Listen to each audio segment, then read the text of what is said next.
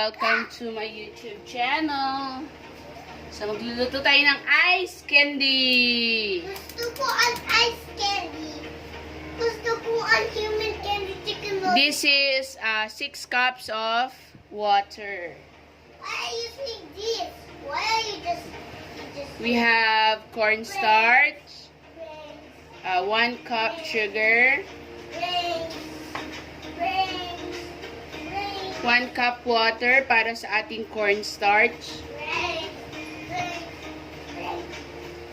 Tutunawin muna doon ng cornstarch. Ube, Jersy, baka naman. Tsaka Alaska, baka naman. Sponsor naman dyan.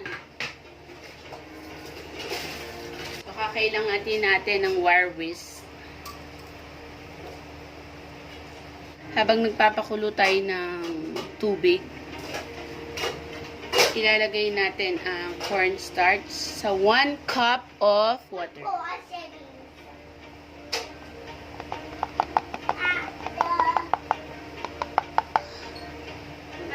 Bubuksan na natin ang mga lata.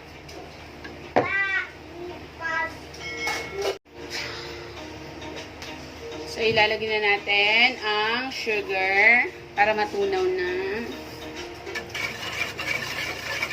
Tunawin hanggang haluin hanggang matunaw.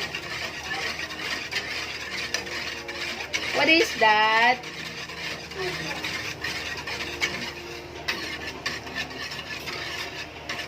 Just tastes like liquid. It tastes like liquid. Mommy, you ready to eat Michael's candy? You? No, I did not the one who eat. I eat it. So, tunaw na. Let it simmer. Tama ba?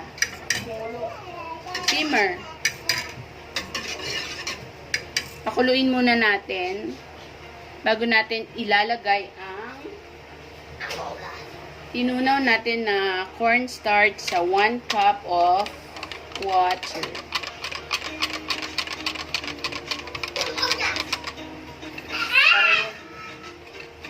Para hindi maluto. Pagka naluto siya ng mabilis, bubuo. Dapat kumukulo, ganon. Oh, narinig nyo ba? Dapat daw kumukulo para hindi maluto. Ganon. Para hindi mabuo. Para hindi magbuo-buo. Kasi magiging ano yan, mahablangka. Ano po? Kumukulo na. May daya yan. Nilipat ko sa ibang lagayan. Mommy, Okay, maybe you will habang actually kumukulo, lulutuin natin. Maybe you will Haluin nyo actually muna. put it muna.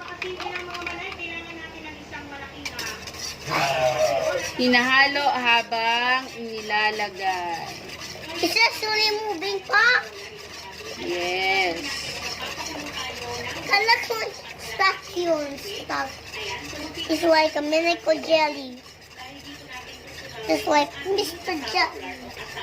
Mr. Jelly. Mr. Jelly. Ayan.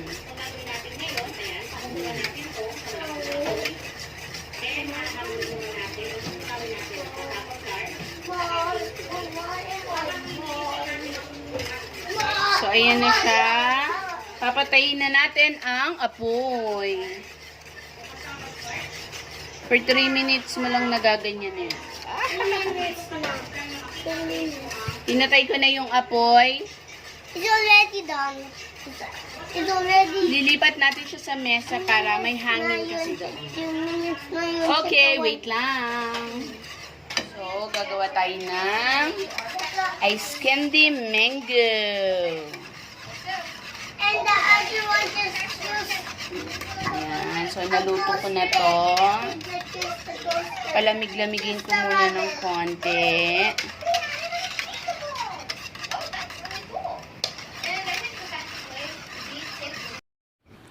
Okay, welcome to my YouTube channel.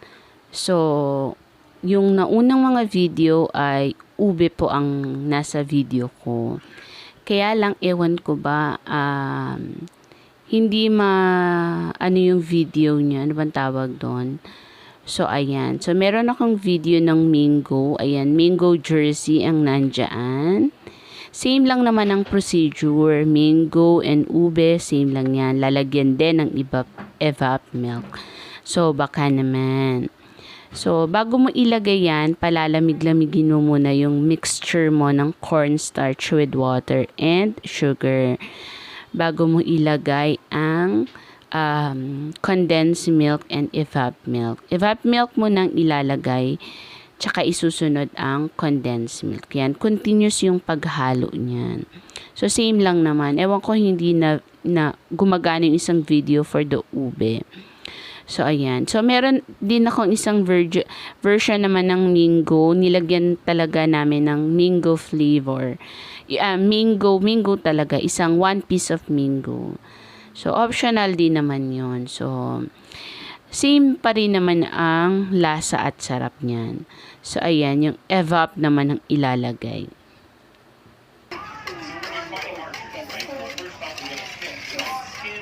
Ito ay paninda ng kuya ko. I love you, anak.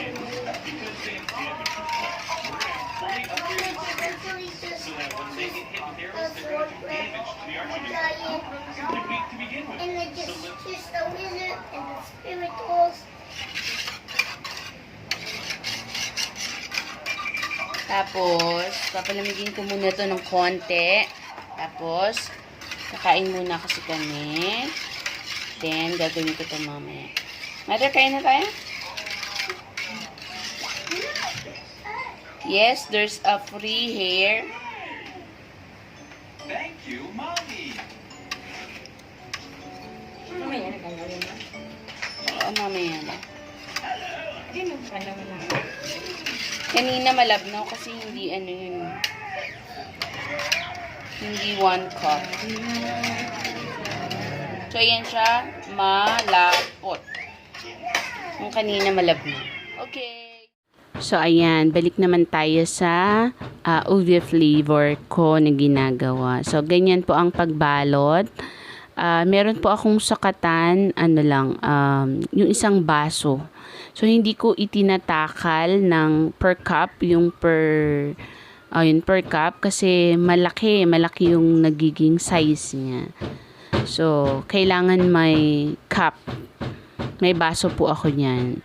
So, ayan. Yan po ang business ng kuya ko. Tapos, ito na naman, balik sa mango. Yan, ang anak ko ang nagvi-video niyan.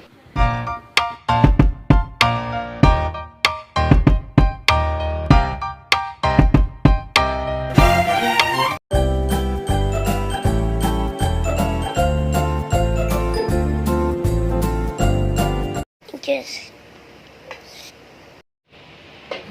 Mommy.